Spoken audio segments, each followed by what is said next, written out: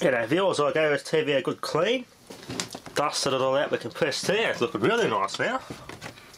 Bloody brand new in there. Dusted off the neck so I can see those filaments light up nice and neatly and cleanly. Now I got a lead yesterday, the last minute post and I wanted to add on Facebook or someone posted, had a nice bloody mid to late 70s rank arena. But the same screen size as this. It's an earlier one with a VHF only tuner on it. I've been after bloody rank arenas for a long time. They're probably the best of all the vintage colour TVs in Australia because the rank arenas are built for NEC, and these things are bloody indestructible. Very, very reliable Japanese quality. Probably the finest actually, but had a lead, after work, and some other dickhead wanted it for a fish tank and they got it. I'm freaking angry. Fish tank and low-life bastards. So, I bloody hate people who fish tank stuff like that. Why don't they friggin' fish tank their bloody flat panel TVs instead? I still don't want to do that friggin' I still got to clean the glass off that and put this Samsung plasma back together. I'm going to make a bloody mirror or photo frame out of that, post that all over Facebook. See how they bloody fish tankers like it. Bastards. Really bloody pisses me off.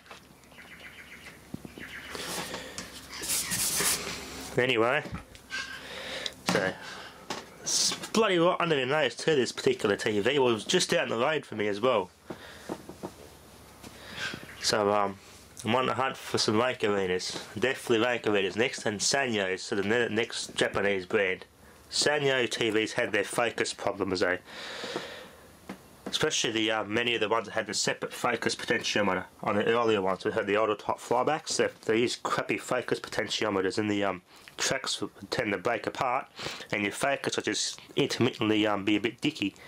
Very typical of Sanyos, but otherwise are very, very reliable TVs as well. Anyway, so I got that next one and that one. So I got Nationals, which I've been wanting for a while. Another Quintrix. I need a good TV room now. This thing's in pretty damn good condition. So anyway, I clean this up, wrap the backpack on it. I don't think I need to clean up anything else inside anymore. I've pretty much got it as dust free as possible. I get the light, gives all a good look in there.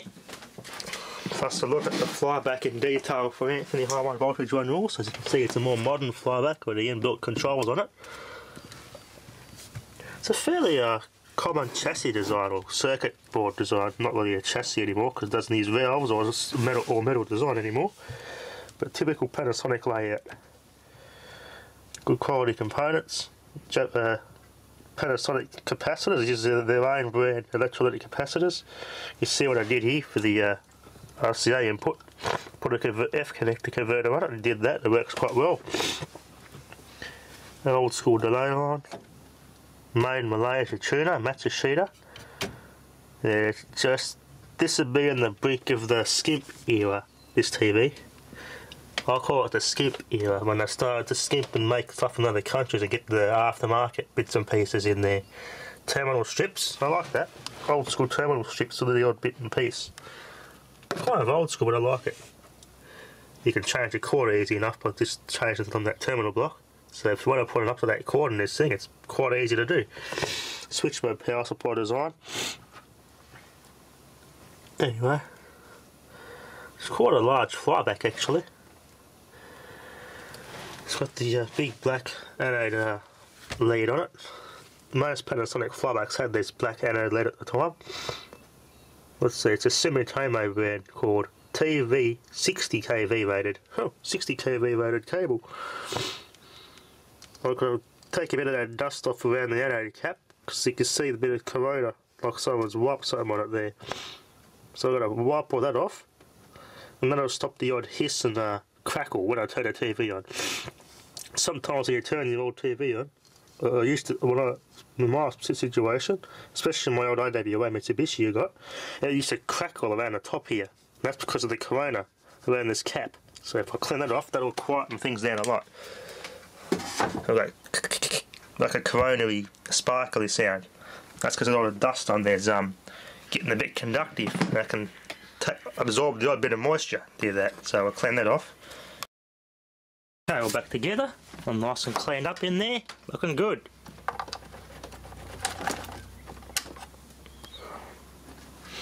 Oh, I gotta find a antenna for the set-top box, and then I can plug in a modulator in for the TV, but oh, they can't be bothered right now. I've got to run all new wire and everything. It's for test purposes. Not really much to see on TV nowadays anyway. I'd probably just use a DVD with some royalty-free stuff on it and video, well, my own videos on it actually. That's probably the best way to do it. I'm not going to infringe copyright in any way. For a DVD and my own videos in here. That'd be a good reference picture test of this TV on video.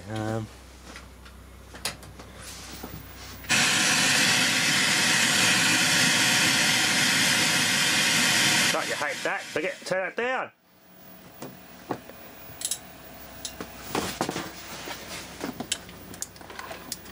Yeah, here's an old school Apple charger connector, figure 8, straight on there. He needs a cord, eh?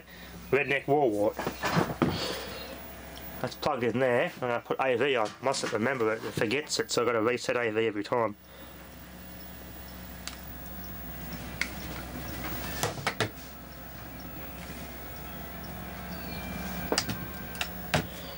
Alright, there you go. Hasn't lost its settings obviously. Not bad.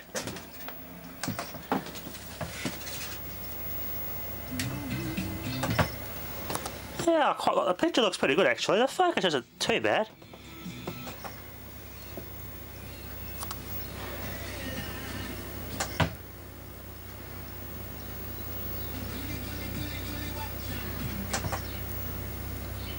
Yeah, I think the picture's fine here as it is.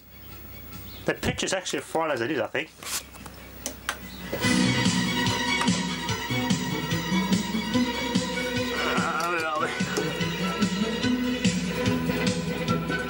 I'll probably still clean it. There's a pot there, checks out this potential, but it's not as bad.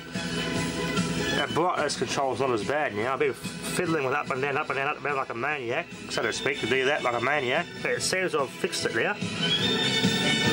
Yeah, it's not bad. Probably there, that one went out too bright.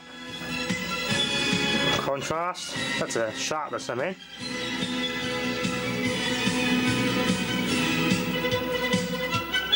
We've got this sound there. Now hold those two together and they should put it in neutral. And normal. I know, but it's set the same. Oh, okay, I know what that's for. I can set. I can set the settings in here.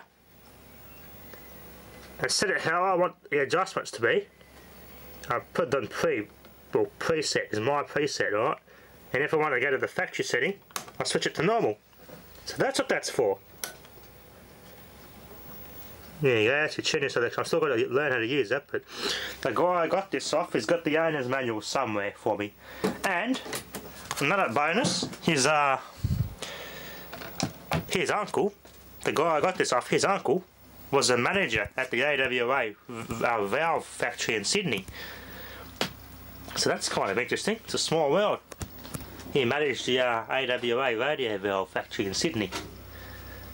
Had all his stories with the government. He tried to get into the Navy and that, but the government wouldn't let him because he's in the radio valve industry for some reason. There were some laws back then preventing that, but there you go. You never had any old valve radios or anything though. Yeah, only had a green HMV, which was his, and an STC mantle, which was his. They both worked. So, other than that, he had a lot of other antiques. It was quite a nice old house I lived in. There used to be a hospital. So, there used to be a hospital back in the late 30s, I think.